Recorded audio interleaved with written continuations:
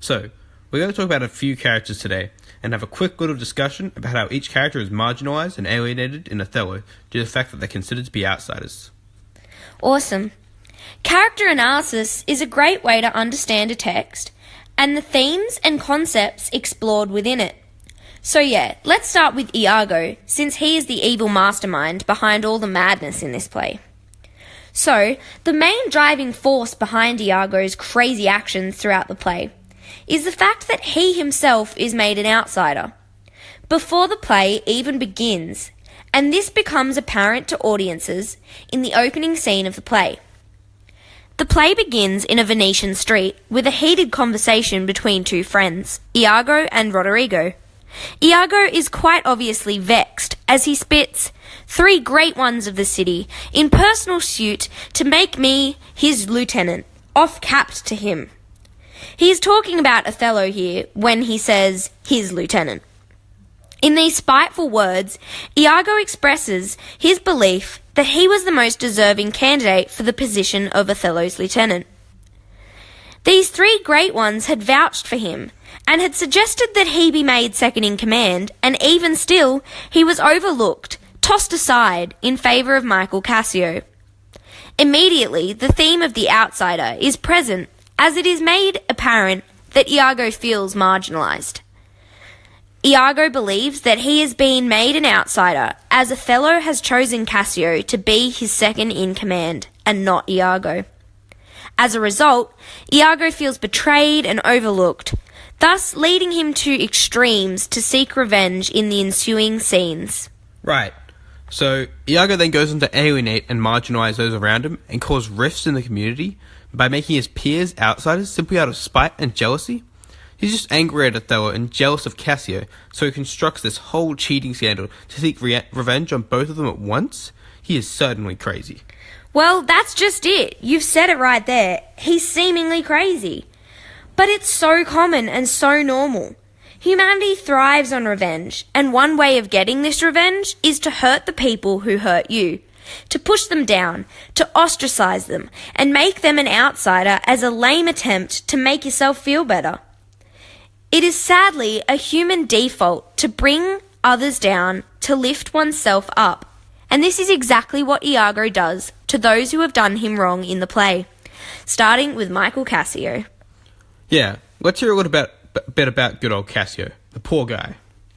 Well, Iago immediately feels hate towards this new lieutenant, who he describes as a great arithmetician, a Florentine, that never set a squadron in the field. He marginalises him here, looking down on him for being a numbers man, rather than a man of great military experience. During this historical context, strength and military experience and greatness made a good man. Anything less was laughable. Iago singles out this fault, pinpointing it as something that he can use against Cassio to present him as an outsider. He marginalises Cassio by looking down on his professional background and his lack of military skills, and alienates him to make his own marginalisation and alienation seem not as harsh in his own mind. This in turn highlights humanity's propensity to marginalise and alienate the outsider, as Iago, out of spite and jealousy, as you said, Christian, slips into the natural habit of putting others down to lift themselves up. Interesting. Now, how is Othello made to be an outsider in the play?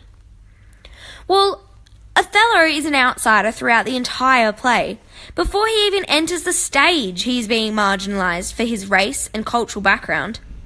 The quote, "An old black ram is topping your white ewe," is spat by Iago to grab Brabantio's attention. This is one of the first lines in which Othello is spoken of, and he is spoken of as if he were an animal. He and Desdemona are in love, but Iago's words paint them as beasts having intercourse with no regard for anything but primal lust, and he exclaims that they are making beast with 2 backs. To continue on from this, in court, Brabantio claims Othello and Desdemona's marriage is against all rules of nature. Brabantio is calling upon the laws of the natural world to alienate Othello, by stating that his marriage is not only wrong, but defies natural order. Othello is made an outsider because he is a black man and is supposedly upsetting the natural balance by marrying a white woman and should remain with his own colour, according to Brabantio. Alright, enough about the men. Let's talk about poor Desdemona and how she is marginalised and alienated for being an outsider. Yes, Desdemona is an interesting character. She is always seen as a woman and nothing more, a prize for Roderigo, a possession for Brabantio, and a wife to Othello. Desdemona remains passive throughout the play, as this is her job as a woman, according to the men. This is the result of marginalisation brought upon her by the men who seek her for her beauty and nothing more. She becomes alienated after Othello is made to see Desdemona as an outsider by Iago. Othello strikes Desdemona, calling her a devil. She is made to be the manipulative devil in Othello's mind, rather than his patient, loving wife. Ultimately, Iago has caused Othello to see Desdemona as an outsider, and thus allowing him to fall into the instinctual human propensity to ostracize the other. Well, thanks for speaking with us today. I hope we have enlightened many listeners as to the role of the outsider in Shakespeare's Othello. Thank you. Thanks for having me here.